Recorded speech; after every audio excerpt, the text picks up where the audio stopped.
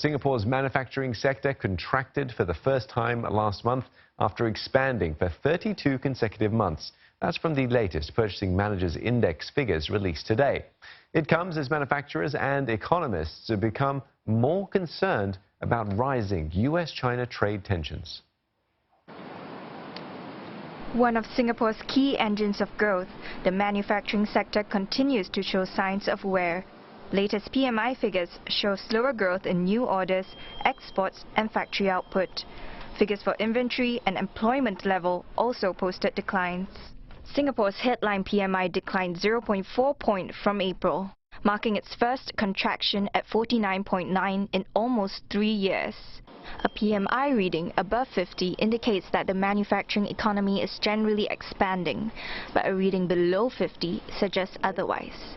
And one of the sector's key industry clusters, electronics, dipped 0.1 point from April to 49.4 in May, its 7th month of contraction.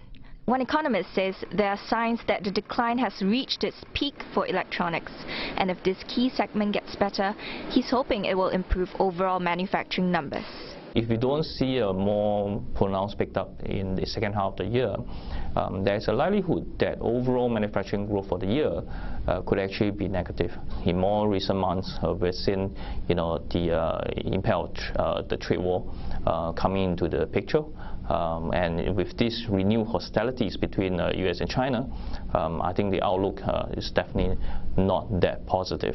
Another analyst says that if this trend continues, jobs could be affected.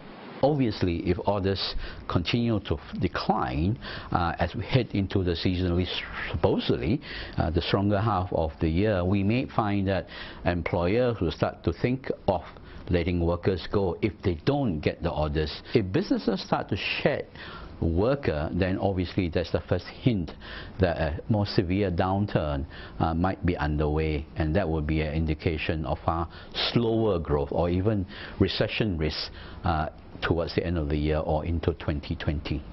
Analysts say the ongoing trade war will continue to affect business and consumer confidence. This could in turn dent future PMI numbers and drag overall economic growth down the road.